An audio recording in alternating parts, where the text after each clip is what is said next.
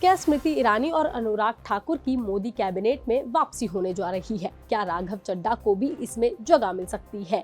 इस वक्त राजनीतिक गलियारों में सबसे ज्यादा चर्चा ऐसे ही कुछ बड़े चेहरों की हो रही है, क्योंकि पीएम मोदी की केंद्रीय कैबिनेट में बड़े फेरबदल होने जा रहे हैं। कहा जा रहा है ये बदलाव सिर्फ मंत्रालय बदलने तक ही सीमित नहीं रहेंगे, बल्कि साल 2027 के विधानसभा चुनाव और 2029 के लोकसभा चुनावों को ध्यान में रख करके पूरी एक नई टीम तैयार की जा रही है। इसमें कुछ नए चेहरों को मौका मिल सकता है तो कई वरिष्ठ नेताओं की जिम्मेदारियों में भी बदलाव हो सकता है। लेकिन वो 6 चेहरे कौन से हैं और उनको या क्या जिम्मेदारियां मिल सकती हैं, चलिए हम आपको बताते हैं।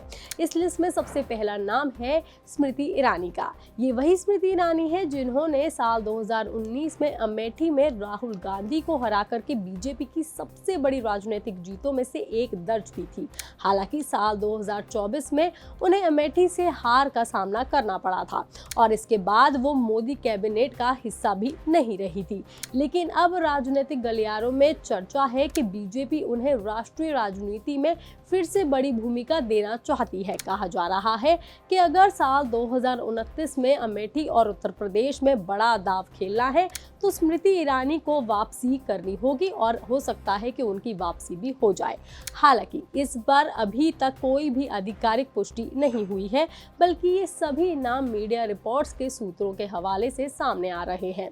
ऐसा ही दूसरा नाम है अनुराग ठाकुर का। एनडीटीवी की रिपोर्ट के मुताबिक अनुराग ठाकुर वही नेता हैं जिन्होंने मोदी गवर्नमेंट में स्पोर्ट्स मिनिस्ट्री और इंफॉर्मेशन एंड ब्रॉडकास्टिंग मिनिस्ट्री जैसे अहम विभाग संभाले हैं। साल 2024 के बाद जब नई कैबिनेट बनी तो उन्हें मिनिस्ट्री पद नहीं मिला था, लेकिन अब राजनीतिक गलियारों में ये चर्चा है कि संगठन और युवा नेतृत्व को ध्यान में रखते हुए उनकी एक बार फिर से वापसी हो सकती है। कहा जा रहा है कि बीजेपी उन्हें फिर से बड़ी जिम्मेदारी दे सकती है, खासकर कि ऐसे समय में जब पार्टी को युवा चेहरों और ग्राउंड कनेक्ट वाले नेताओं की सबसे ज्यादा जरूरत है।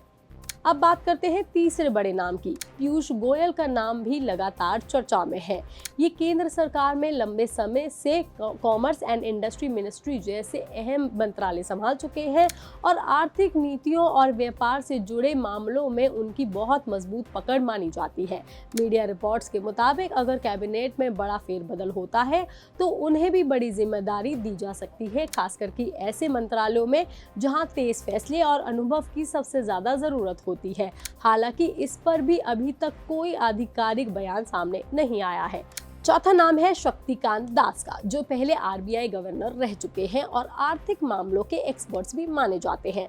द वीक की एक रिपोर्ट की माने तो पिछले कुछ समय से उनका नाम भी संभावित कैबिनेट चेहरों में लिया जा रहा है। चर्चा ये भी है कि अगर सरकार आर्थिक टीम में कोई बड़ा बदलाव करती है तो उन्हें फाइनेंस मिनिस्ट्री या फिर उससे जुड़े अहम विभाग की जिम्मेदारी जरूर मिल सकती है, क्योंकि मॉनेटरी पॉलिसी और बैंकिंग सिस्टम में उनका लंबा अनुभव रहा है। लेकिन ये पूरी तरह से चर्चा फिलहाल सिर्फ मीडिया रिपोर्ट्स और सूत्रों पर ही आधारित है। इसमें पांचवा नाम है तरुण चुग का, जो बीजेपी संगठन में राष्ट्रीय स्तर पर सक्रिय भूमिका निभा रहे हैं। राजनीतिक गलियारों में चर्चा है और कहा जा रहा है कि पार्टी संगठन और सरकार के बीच में बेहतर संतुलन बनाने के लिए कुछ संगठनात्मक नेताओं को भी कैबिनेट में शामिल कर सकती है। इसी वजह से उनका नाम भी संभावित रूप से सामने आ रहा है, खासकर कि पंजाब और नॉर्थ इंडिया के राजनीतिक समीकरणों को देखते हुए।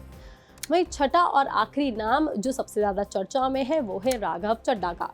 कुछ मीडिया रिपोर्ट्स और राजनीतिक चर्चाओं में उनका नाम भी सामने आ रहा है। कहा जा रहा है कि अगर बीजेपी नए और युवा चेहरों को जोड़ने की रणनीति बना रही है या अपना रही है तो ऐसे नेताओं पर भी विचार हो सकता है, खासकर रीजनल बैलेंस और यूथ रिप्रेजेंटेशन के नजरिए से जरूर हो सकता है। हालांकि ये सबसे ज्यादा अनुचित चर्चा होगी या मानी जा रही है और अभी तक इस पर कोई भी आधिकारिक संकेत नहीं मिला है।